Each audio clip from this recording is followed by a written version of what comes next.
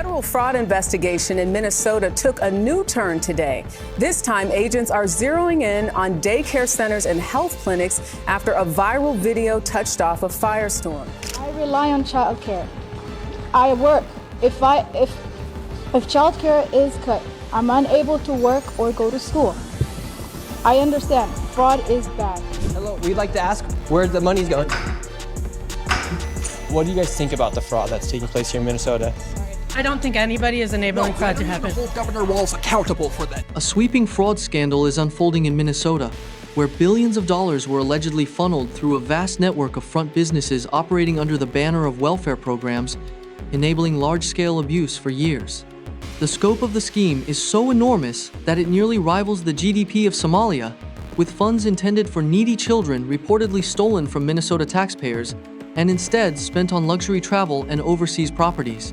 Federal agencies have now begun to intervene, saying the misuse was not accidental but the result of a coordinated pipeline of public money approved, processed, and distributed through state systems that failed to stop organized fraud. One example occurred at 7:18 a.m. in Minneapolis, when DHS inspectors arrived at a childcare facility registered to Hail Lima Ibrahim Gould, 46, which on paper claimed to serve dozens of children each week. In reality, the building was silent. No children, parents, or staff, only a lone security guard in an empty lobby, with untouched playrooms, dusty toys, unused cribs, and blank charts. Inside the office, investigators reportedly discovered a binder containing a fraudulent roster of more than 700 children, exposing a daycare that had never truly existed.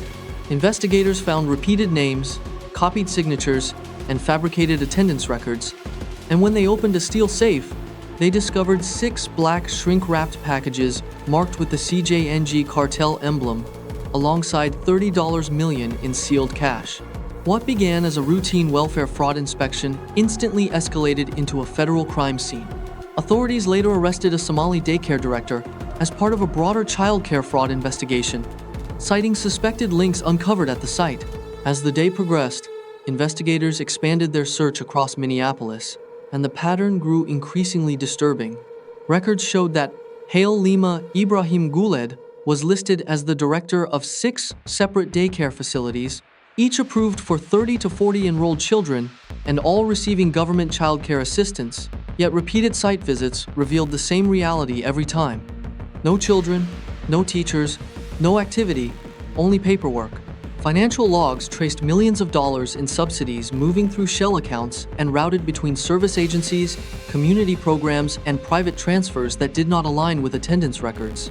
The evidence pointed not to mismanagement, but to a deliberate system designed to harvest public funds, raising even more alarming questions as investigators continued to uncover overlapping connections. Multiple transactions tied these daycare operations to out-of-state transfers and overseas remittance hubs, echoing patterns already identified in other federal investigations. What started as a single fraudulent facility had quietly expanded into a coordinated statewide network. By the time investigators traced the final financial trails, Hail Lima Ibrahim Gould was already at the port of Houston, boarding a private vessel bound for the Gulf in an attempt to flee the country.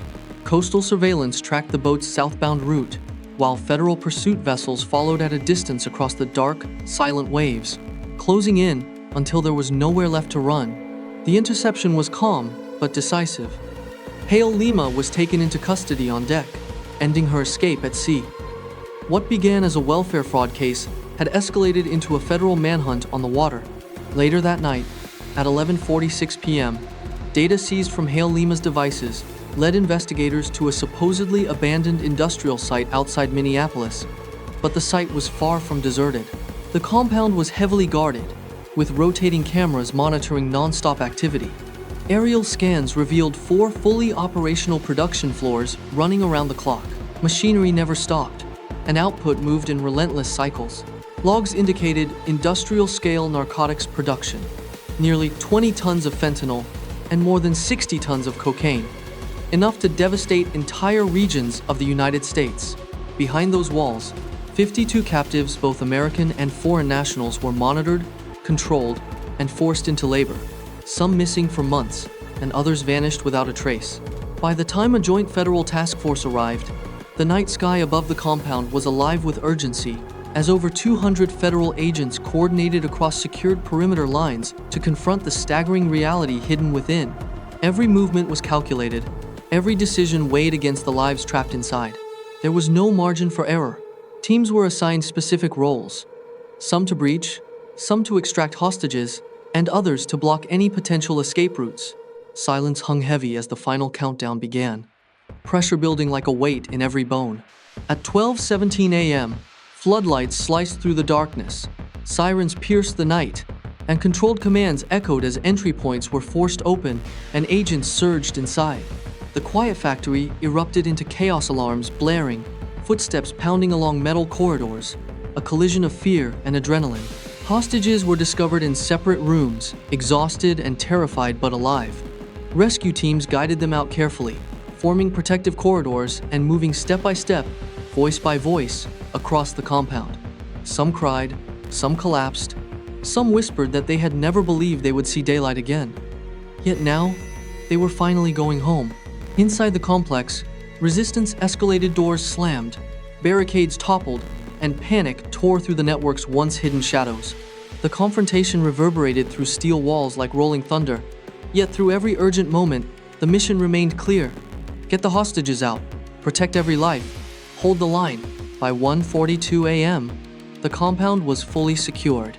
The lights that once concealed silence were replaced by flashing emergency strobes and the movement of rescue medics. Evidence rooms were sealed, preserving ledgers, devices, documents, and transport manifests, finally revealing the full truth.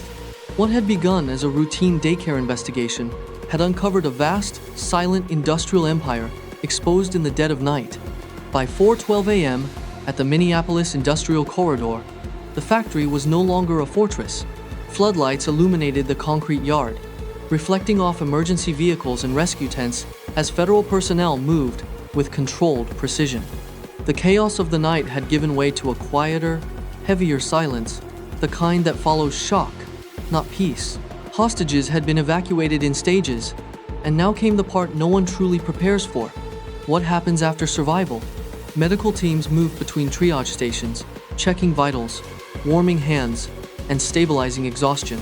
Some survivors sat wrapped in thermal blankets, staring at the ground as if the world around them was too bright to process. Others clung to first responders, whispering fragments of stories, places they had been taken from, promises they had been given, and the moment they realized they were never meant to leave. One man, barely able to speak, repeated the same words. Asterisk. I thought no one would ever find us. Asterisk. By 4:28 a.m., identification units were recording names and cross-checking missing persons reports from multiple states and international agencies, beginning the painstaking process of reconnecting survivors with their lives.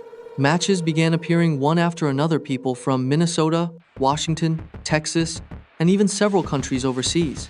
Some had been reported missing months earlier. Others had quietly vanished with no explanation. Families who had long feared they would never receive answers suddenly found them inside this building.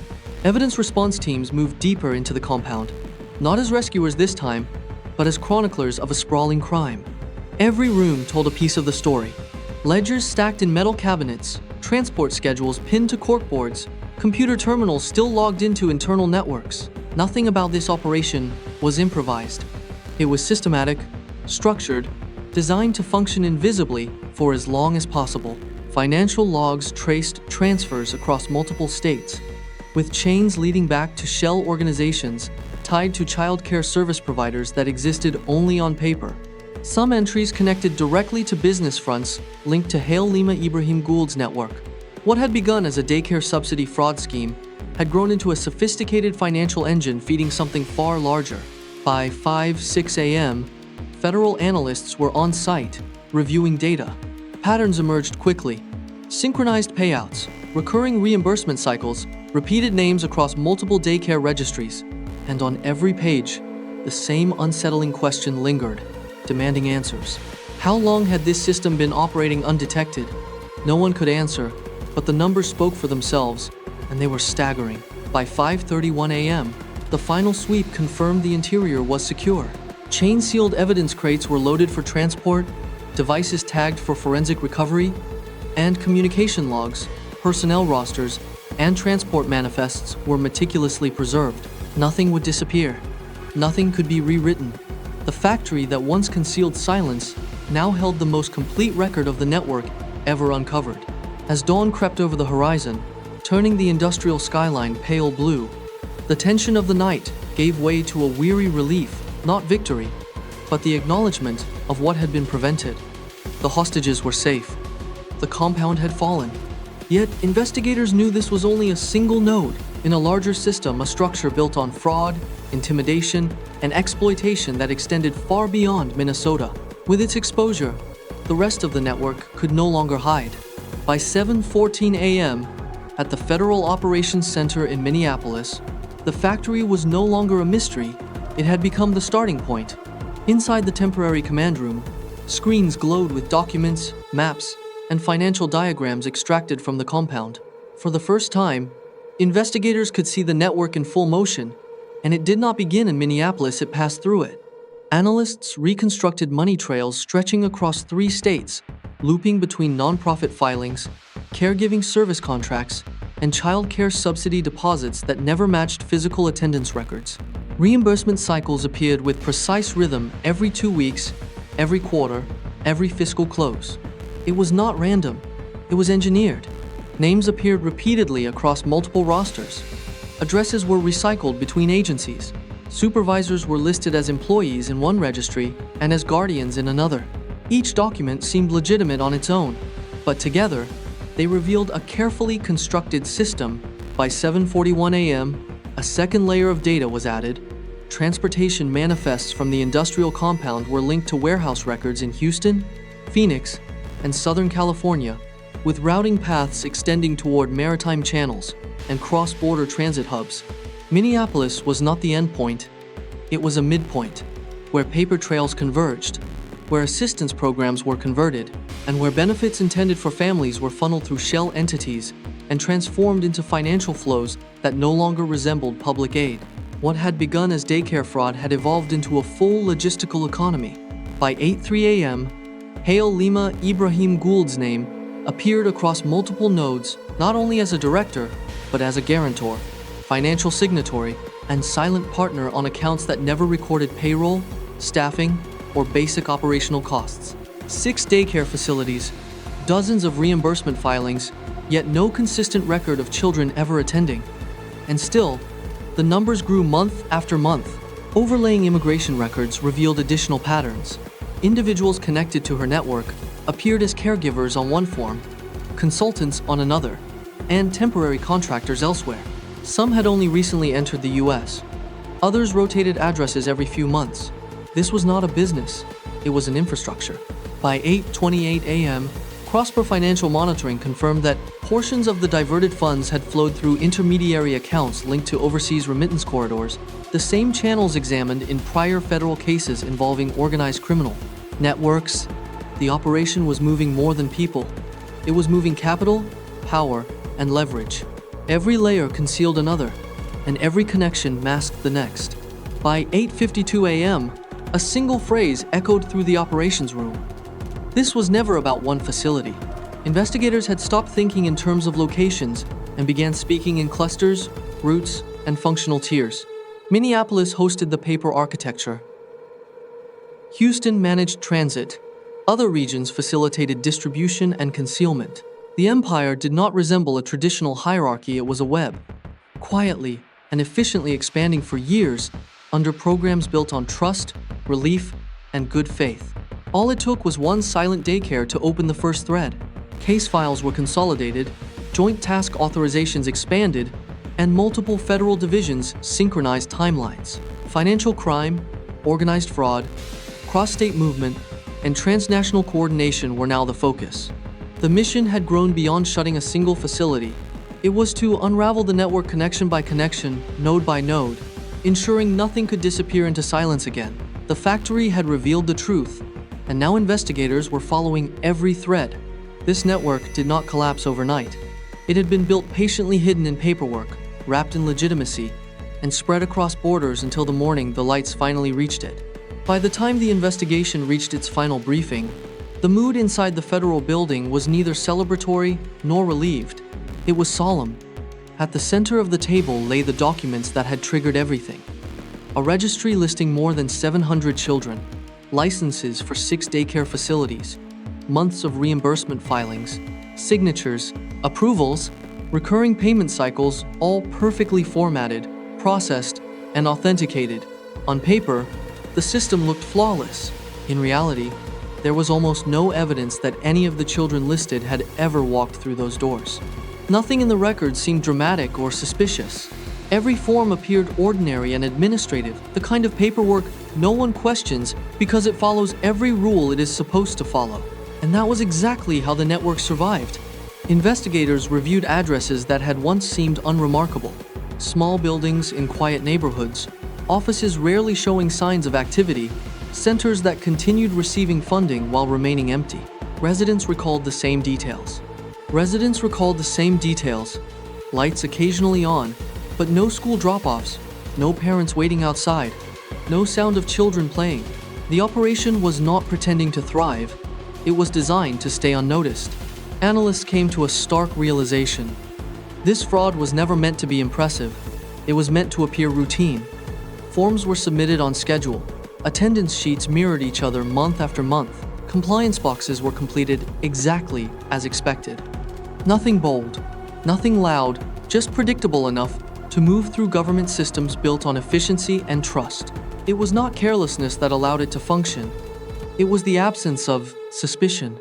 As policy teams and financial crime units considered the broader implications, the conversation shifted from money to consequence. The damage was not limited to stolen funds.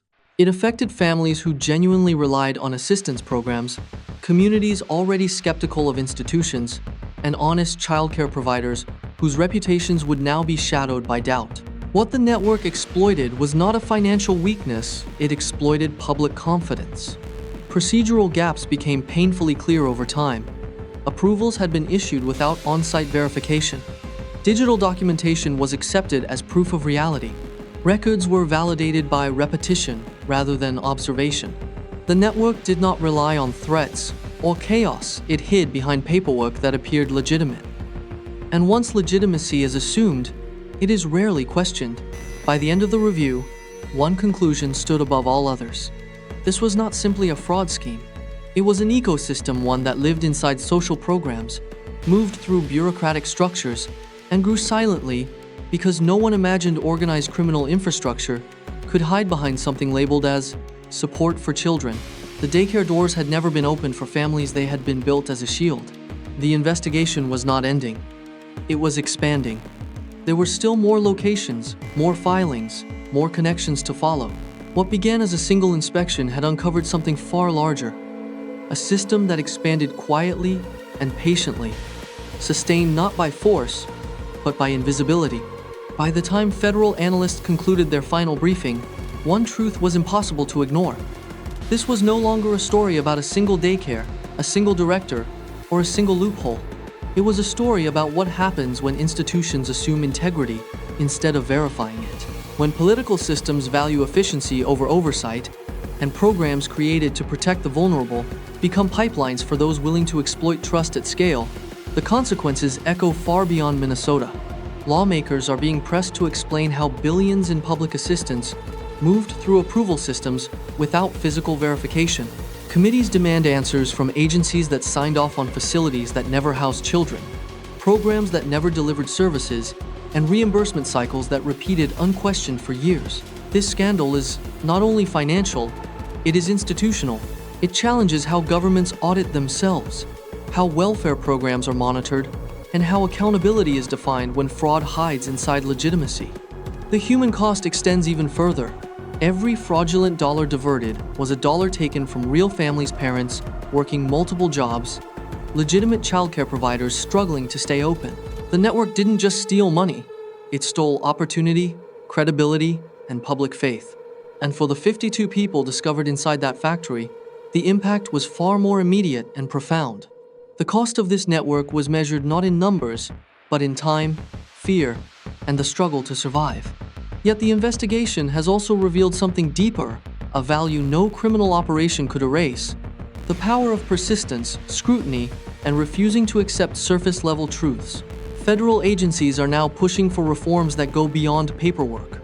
Mandatory on-site inspections, cross-state data integration, independent audit chains, in-person verification of attendance records, and real-time tracking of subsidy disbursements. Programs built on trust must now be backed by proof. Systems designed to serve communities must be protected against those who see them as revenue streams. Because if fraud can operate quietly, vigilance must operate louder. This case is far from over. More files are under review, more entities are being traced, and new connections are emerging across state lines and financial corridors. The map continues to expand, and every discovery raises new questions. How long was this allowed to exist? Who helped it stay invisible? Accountability must reach every level, from those who stole the money to those who enabled the system. Comment accountability if you believe investigations like this must continue, and share your thoughts on which reforms should come first.